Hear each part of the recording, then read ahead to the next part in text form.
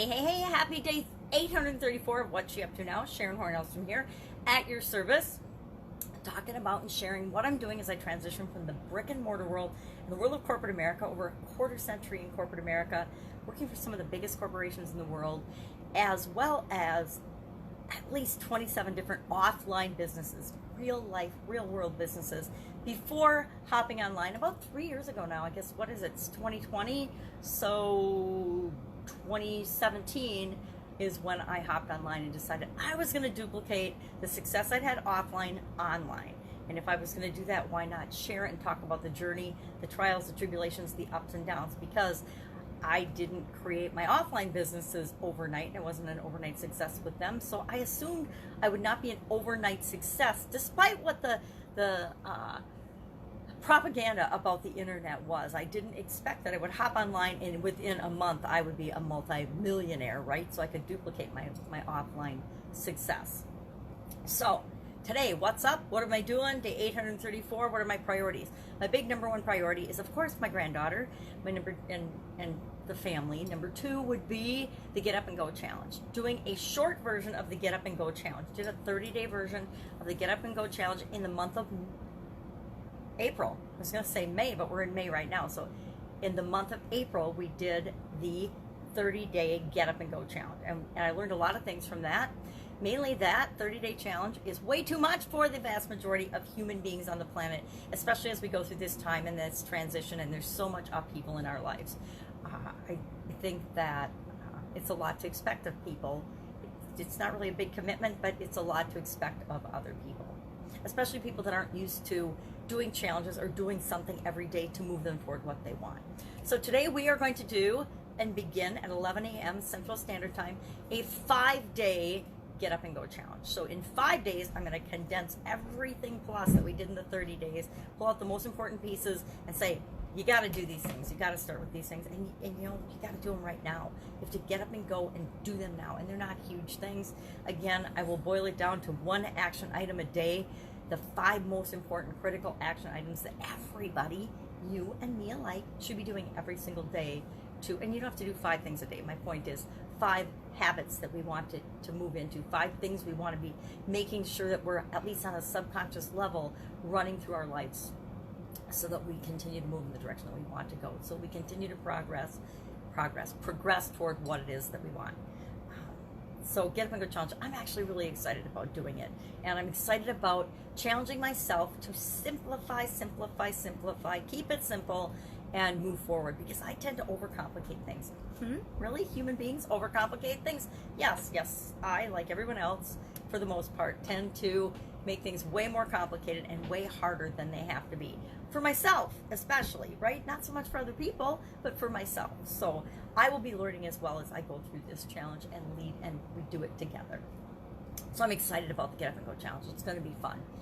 And what else? Day 834, of course, for this particular documentation of my journey.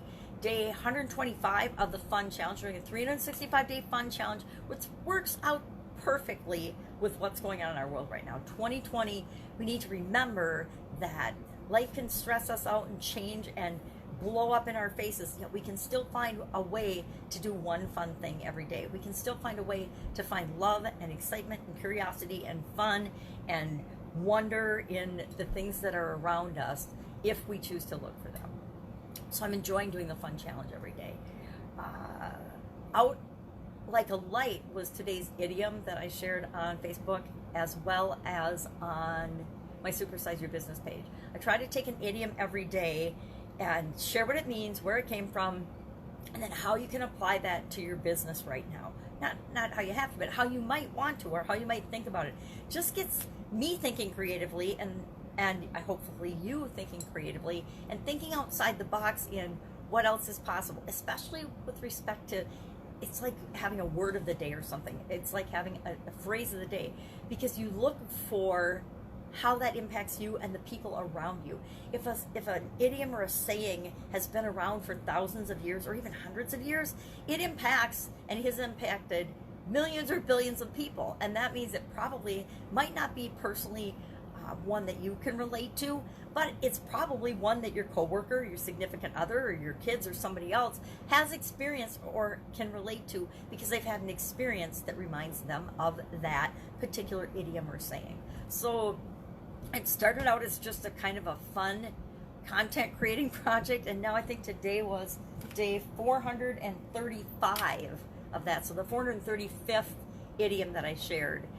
I never thought I would be talking about idioms or words. It's not like I'm a wordsmith or anything, but I find words fascinating because the words that we choose, the words we use, the way we describe things, the bigger your vocabulary, the more access you have to different feelings and different ways of being and showing up in the world. And they've done studies, and I'm not going to quote statistics or anything because I don't have them at my fingertips, but I remember reading studies about people with bigger vocabularies and more vocabulary, more words at their disposal, have more emotions at their disposal and more degrees of emotions, right? We all have love, we all have hate, we all have anger, we all have fear, we all have frustration, we have doubt, we have worry, we have excitement, we have curiosity. We all have the main emotions at our fingertips. But if you have different degrees of describing a certain feeling, you have access to less severe for the negative emotions and more positive for the positive emotions. You have more access to different degrees of those feelings, so you can change the way you feel and impact yourself and your environment a lot more quickly than people that, hey, I'm either murderously angry or I'm head over heels in love. If you only have those couple emotions to choose from, everything will set you off. So anytime you might be a little frustrated or peeved or annoyed by something, you're not. You automatically go to murderous anger because that's all you have to choose from. If that makes sense. So today, I'm excited. It's going to be a fun day. It's going to be a really fun day. And then I believe Tony Robbins is going to be on the Rise Up Challenge today. So I will be, of course, it's not the Rise Up Challenge anymore. It's the Rise Up World, whatever, something group, Rise Up. That started as it really was a summit. I know that Pete Vargas III calls it a challenge, but it wasn't a challenge. It was a challenge to make sure that you participated in it every day, I'm sure, for a lot of people. But to me, it was a summit combined with a challenge, kind of a hybrid, which was a fun process, fun idea. And it makes it easy for the person creating that. You can put it on fast because you're not in charge of all the content. You're just in charge of coordinating the activity.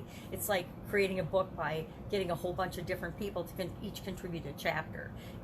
And you can be the editor and the publisher and the person that puts that together, and maybe you have one chapter, but instead of having to write the whole book, you just have to write one chapter. It's why it's fun to have interviews on your podcast. It's why it's fun to have a blog or something where you have guest writers, because you're not 100% responsible for creating all of the content yourself. It just makes it easier. Plus it makes it more fun and gives more variety to your listeners, viewers, readers, whatever.